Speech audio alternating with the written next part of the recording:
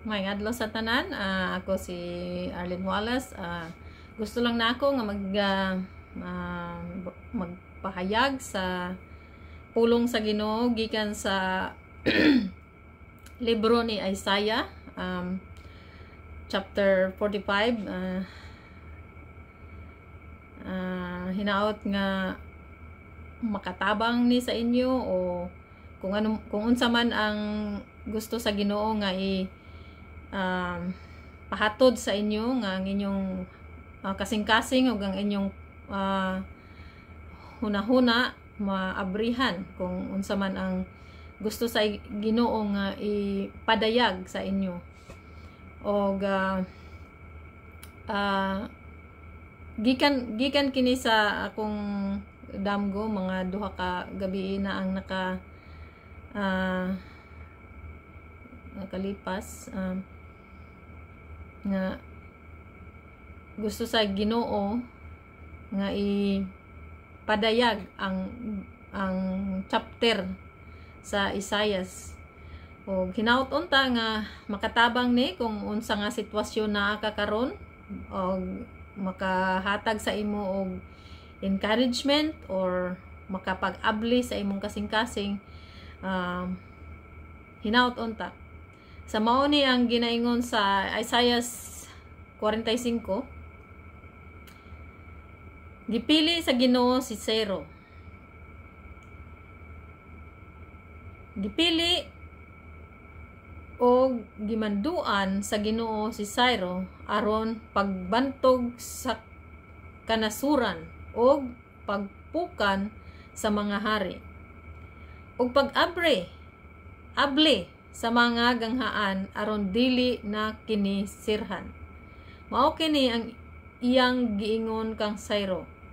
Maguna ako kanimo og patagon ko ang kabukiran.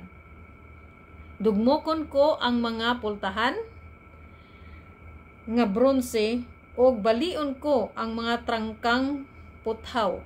Ihatag ko kanimo ang mga bahanding gitaguan diha sa ngitngit, aron masayod ka nga ako ang Ginoo, ang Dios sa Israel.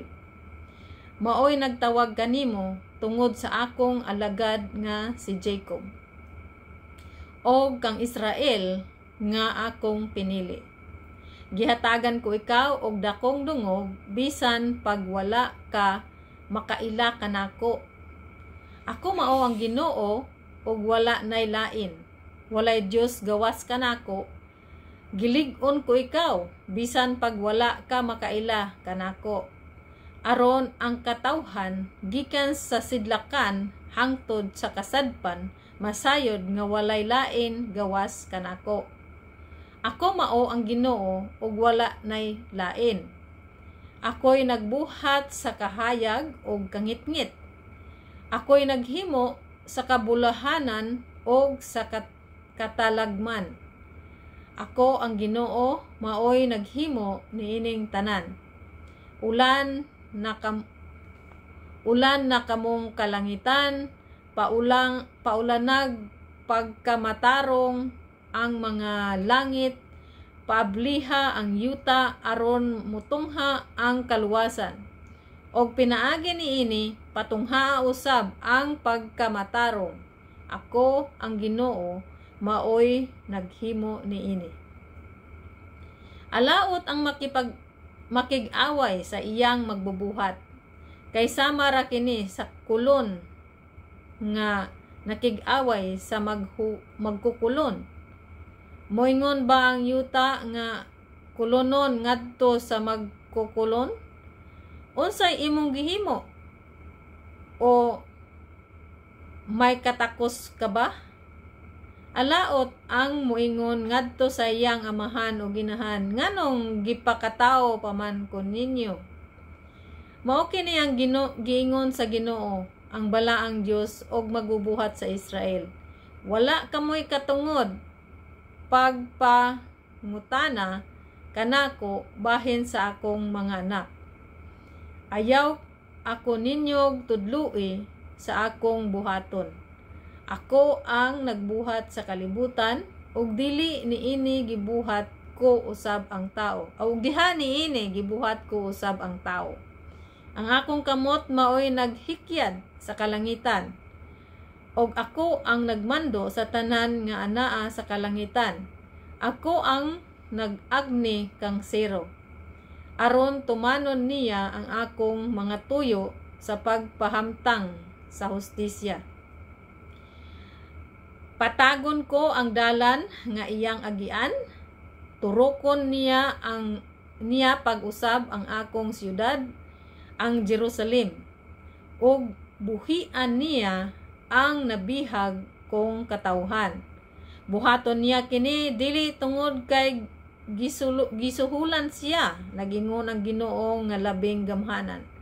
Mao kini ang gingon sa Ginoo ngadto sa Israel. Maimo ang bahandi sa Ehipto og sa Ethiopia. Og maulipon nimo ang tag-as nga mga tao sa Siba og sila musunod kanimo. Muanha sila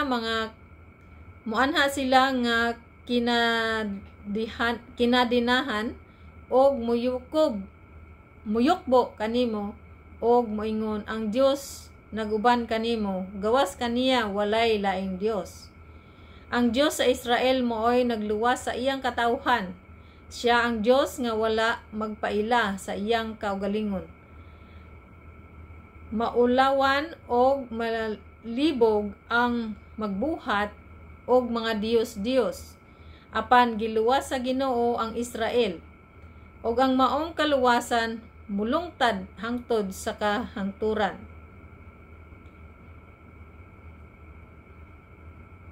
Ang Ginoo mao ang Dios. Sila maoy nagbuhat sa kalangitan o kalibutan. Gipahimutang niya pag-ayo ang kalibutan ug wala niya kini himua nga kaguliyang. Gihimo niya kini aron puy-an. Siya mao ang nag-ingon, ako mao ang Ginoo ug wala nay lain. Wala ako magsulti diha sa tago, diha sa mangitngit nga dapit. Wala ako moingon sa kaliwat ni Israel. Pangita ako diha sa kaguliyang. Ako ang Ginoong nagsulti sa kamatuoran o gipahayag ko ang husto. Ang Ginoo miingon, pagtigom og panuol kamong nahisalin sa kanasuran. Wala masayod sa ilang gibuhat, ang nagdala-dala sa ilang mga Diyos nga kahoy o nagpadayon pag-ampo sa usa ka Dios nga dili makaluwas. Ipahayag o ipasaka ang inyong sumbong. Pasabot-sabuta sila. Kinsay nagtagna niini kaniadto? Kinsay nagpahayag niini sa wala pa kini mahitabo? Dili ba ako ang Ginoo? Walay laing Dios gawas kanako. Dios nga matarong o nagluwas sa iyang katawhan. Dangop kanako aron maluwas kamo, katawhan sa tibuok kalibutan. Kay ako mao ang Dios og wala nay lain. Nanumpa ako sa akong kaugalingon og nagpakanaog ako og matarong nga sugo nga dili ko na bakwion. Magluhod kanako ang tanang tuhod og manumpa ang tanang dila. Bahin kanako moingon sila, dili na lang diha lamang sa Ginoo maangkon ang kadaugan og ang gahom. Apan ang tanan nga masilag kaniya magantos sa kaulawan. Ako ang Ginoo maoy muluwas sa mga kaliwat ni Jacob og magdayeg sila kanako. Maayo kaayo ang pulong sa Ginoo ba? Hinaut-unta nga naamoy nakuha sa bersikulo na gipahayag ni Isayas tinuod nga ang Ginoo dili magtan-aw kung unsang unsay imong ginikanan, kung gikan ba ka sa religious nga ginikanan o bisag o kanang mga dili mo tuo sa Ginoo. Basta kung ikaw gitawag sa Ginoo tulad ni Syro mo i-bless good niya bisag unsa pa ka, kasi naa siya purpose sa tanan nga iyang ginahimo. Siya ang magdeklara og blessing, siya pud ang magdeklara og disaster kung ipa hintulot niya o kung basta kung unsa iyang gusto nga himuon, naa siya karapatan, naa siya